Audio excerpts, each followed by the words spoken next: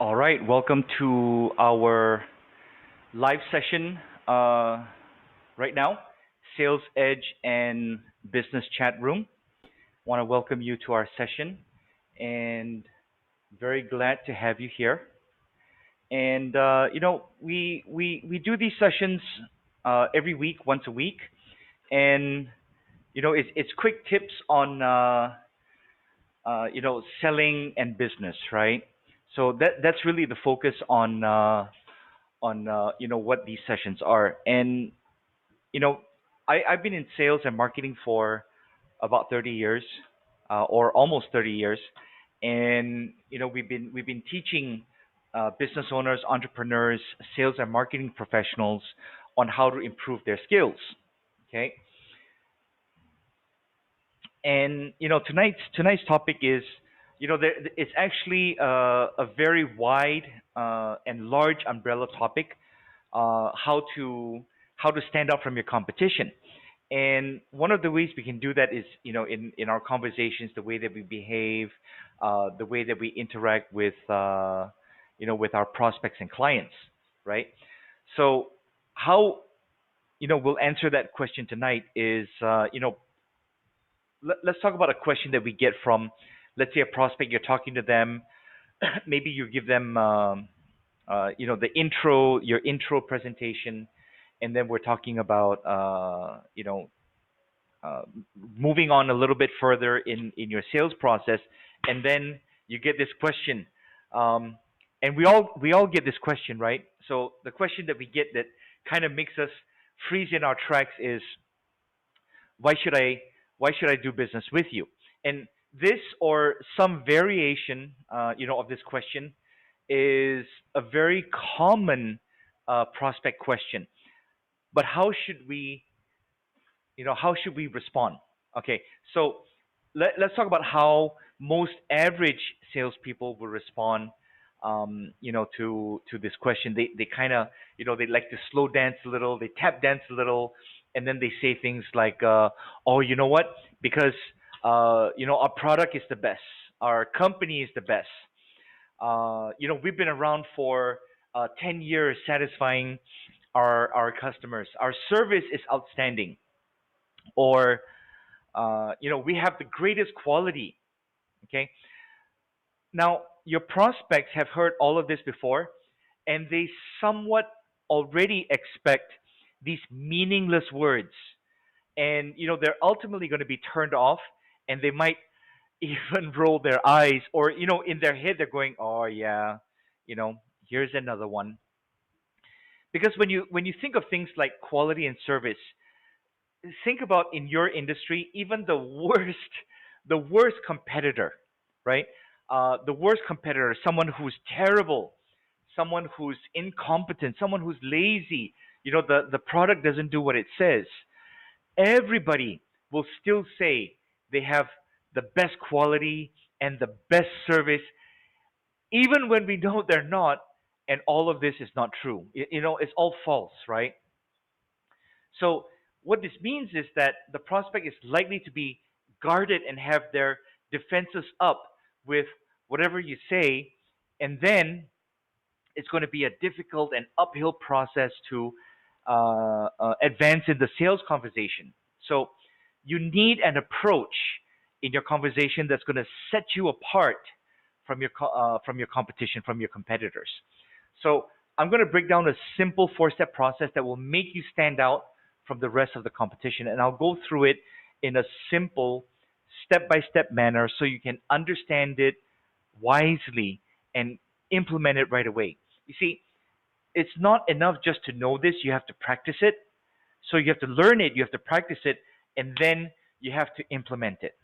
And this simple four-step process, you can literally start using it immediately.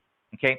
So the very first thing to say, which will already set you apart, is, the first thing you say is, well, I'm not, when they say, why should I do business with you?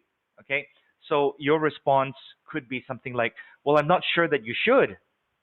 Okay, your prospects expect you to start to convince them to do business with you right away by using, these tired words and sentences that we normally use, or the average salesperson or the non-performing salesperson would use, right? So instead, when they ask, why should I do business with you, get them a little unbalanced, and you're going to make them really think when you say something totally unexpected. Well, I'm not sure that you should do business with me. And you know what? I mean, it's definitely the truth. Okay, so the reality is you're not sure if every prospect should do business with you. We somehow think that we can help everybody and sell everyone, and everybody, right, should be our client, right? And even though we want this, you're never sure until you've had a thorough conversation. And this is where the professionalism comes in. So the next phrase prepares the setting up of a professional conversation to uncover their needs and the problems. So you say, until I learn more, I don't know if I'm the right fit for you, or I don't know if we're a right fit together. Okay. So when you say this to your prospect, you're telling them that you don't rush to judgment. It's not a question, that shows that you lack confidence. In fact, it's quite the opposite. You're an expert who takes the time to figure out if each prospect is a good fit for you, for your company, for your product or service, and you're behaving just like a real doctor, like a real doctor would. You're diagnosing, right? So you must remember, most salespeople are promising and committing that they're the solution to everyone and everything. So this approach is going to set you apart as the total and complete expert. Okay, and this is when you go into the consultation phase to diagnose the problems, and use this as the permission and authorization to uncover what you and them need to know in the next phase. So the next phase, step three, right? Step three, you say, would it be okay to ask some questions to, we want to find out whether I can actually help you or not. So would it be okay if I ask you some questions? And sometimes I'll actually say something before I say this. I'll say something like, can I ask you a favor, or can I make a suggestion? So can I make a suggestion? And the answer is yes. Would it be okay to ask some questions to determine whether I can actually help you? So this is a real no-brainer kind of question to ask a prospect, and it completely changes the dynamic of the interaction. And you should be the one asking most of the questions at this point, and they're the ones that should be answering you. So instead of them grilling or interviewing you, you are the expert, and by now you should be in full control. And the best part is they're giving you the permission to do so. So at this stage, you don't have to be pitching. Don't pitch yourself anymore, and you really shouldn't. But instead, you get to really position yourself to determine, if there's a fit for the client and you, your product or service. And then you open up that conversation with the next part, and then you say, now, tell me about the biggest challenge that you're facing right now with regards to, and then whatever the area is that your product or service would possibly assist them with, right? So this is where you begin to engage your prospects on the real issues that they're facing. It changes from a conversation about what you are offering to a conversation about the challenges they're facing and what they hope to accomplish. So this is the beginning of a value-based conversation. All right. So you've officially turned a tough question, a hard question, a tough situation into an opportunity to move into the next stage of the sales process. I mean, can you see, if you were able to do this, what you would have accomplished here? Now, it takes some courage, it takes some guts, right, to use this. But if you're willing to use it, my promise to you is that your results will be amazing to you. Okay, and one of the other things that I want to share with you is one of the more powerful things that you can do in your sales career, in your business. All right, I've worked with literally thousands of successful sales professionals over the last almost 20 years. And there's one thing I've seen that's almost always the same in every single one of these professional sales superstars. And that one thing is they're willing to walk away from any prospect, any deal at any time. They're not begging, needy, or desperate. And each and every single one of them, right? And as should you, they should know how to subtly um, communicate this verbally or non-verbally to their prospects. And interestingly, or on the flip side of that, this actually makes the prospects either consciously or subconsciously want to buy from them or you even more. And there's two reasons why this is one of the most powerful things that you can do in selling. The first is what I just mentioned. Okay, when your prospects pick up that you're not desperate, and you're really and truly willing to walk away from them and their business at any moment, they become attracted to you. Right? It's like it's the law of the jungle. We chase what retreats from us, and we retreat from the things that chase us. The second reason is that if you're willing to walk away from any prospect at any time, you're going to spend very little time with unqualified prospects. And who wants to spend time with unqualified prospects, right? If let's say you're dealing with a prospect for 3 weeks or 6 weeks, or even as short as a few hours, and then you come to find out they're unqualified, is that your fault or their fault? All right. You're going to spend much more of your time selling and closing qualified prospects. And what happens when you spend most of your time selling and closing qualified prospects? You close more sales. You close bigger sales, and you make a lot more money, and you also work a lot less. Okay? Doesn't this sound like what every professional sales superstar does? Right? And do you want that? Okay, but here's the problem. The problem is that you cannot fake it. You can't just say, "Oh, I'm willing to walk away." You have to live it, you have to feel it, and you have to breathe it. You cannot fool yourself into believing that you're willing to walk away from prospects at any time. A lot of gurus, they say that you can. They teach you, pretend that you have like so much money in the bank that you can trick yourself into thinking that you don't need this particular deal. And honestly, this has never worked for me. Maybe it works for you, but honestly, it's never worked for me. Okay, it's because when you're pretending, when you're just pretending, your prospect's subconscious mind can pick up these little clues in your body language, your tone of voice, the words that you're using, the way that you phrase things, that tell them that you aren't really willing to walk away, and that you really do need their business. So how do the professional sales superstars do it then? Okay, how do they get their prospects to believe they really will walk away and they really don't need the prospect's business? Okay, um, superstars, right? Professional sales superstars do two things that give them a real reason for being able to walk out and not worry about losing any particular deal. And the awesome thing is, anybody can do these two things. Anybody can do these two things. Okay?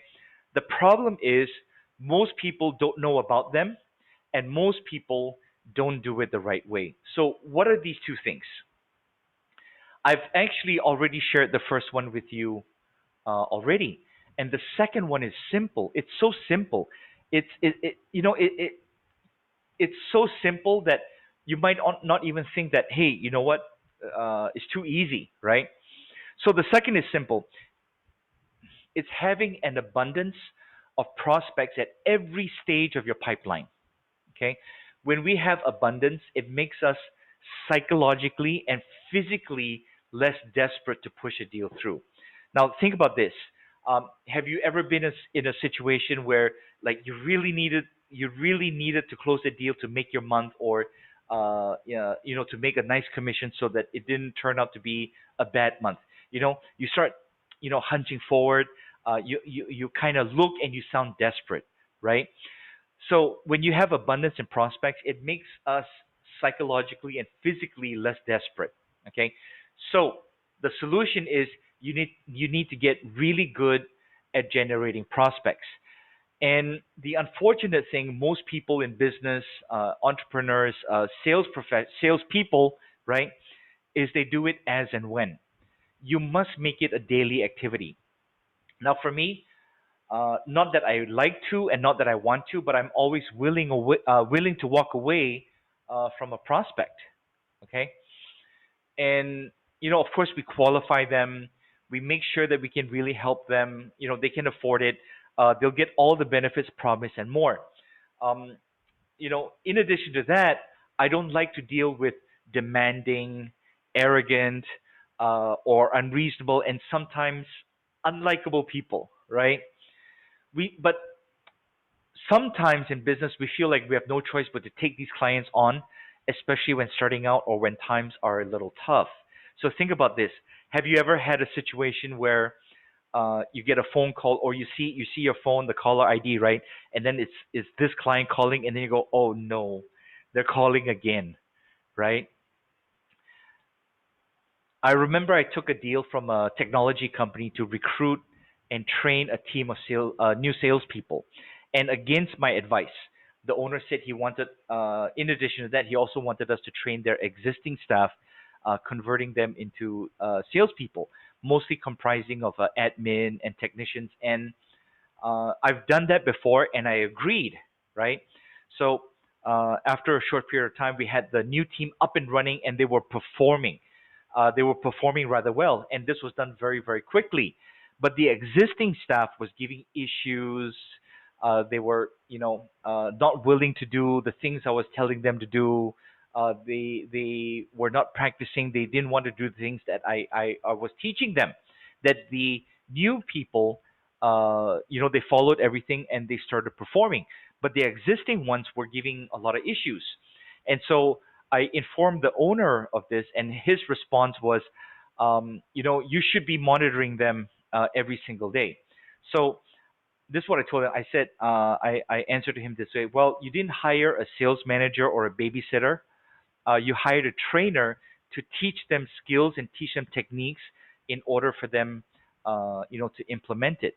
And you didn't hire a sales manager. I'm not there to babysit them. I'm here to train them and make sure they understand and are able to do the job. Okay.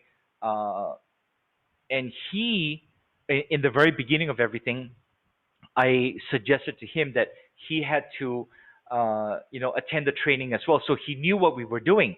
But his response was so interesting. His response was, "No, no, no. I'm the owner. I hire them to do it. I'll leave it to you, and I leave it to them." All right. So I told him, "You hired a trainer. You didn't attend the trainings. You don't know what we were doing. You didn't hire a sales manager. Um, so it's not my job to monitor them every day." And so he wasn't happy with this response. And then so I made a very simple decision. I said, you know what? We'll just cut everything right now. Whatever budget was unused, we'll give it back to you. Okay. And so that was the end of that. All right.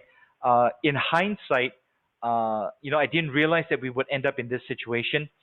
And if I had seen indications of that, I probably would not have proceeded with the deal, because we normally do not have a shortage of deals going on. All right. So I want to encourage you, make yourself look and sound less desperate. I've taught you how to do that, and you can do that very simply by expanding on your lead generation efforts. Get more leads in, get more prospects in. You can separate out the ones that are not suitable for you, and you spend less time with the qualified. You close more deals. Most of these deals will tend to be slightly more profitable, than the reverse. And make yourself look different from your competition with the four-step the four steps that I shared with you earlier. Okay, when a prospect says to you, "Why should I do business with you?" The first thing that you say is, "Well, I'm not sure that you should. Until I learn more, I don't know if I'm the right fit for you." And let me make a suggestion. Would it be okay to ask you some questions to make sure whether I can really help you or not? Now, tell me about the challenges or the obstacles or the what you want to change or the tell me about the biggest challenges that you're facing right now with regards to and then fill in the blank, and then that will make you look different from the competition that you have. All right.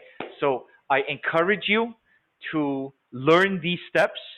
I encourage you to practice, and I encourage you to implement it right away. With these four simple questions, with these four simple questions, okay, you can literally you can literally start using it now. And if now is too late, or if you don't do it now, write it down, practice it, and start using it tomorrow. Okay. So I want to thank you for listening to this and sharing the time with me. Always honored to have the audience listening in, and we're getting a bunch of comments on the Facebook live session. So I want to acknowledge everyone for listening, and I want to encourage you to learn the things that I share with you, practice them, and implement them right away. All right. So that's the end of our session right now. I want to wish everyone, to stay safe and blessings for all of us. And thank you very much.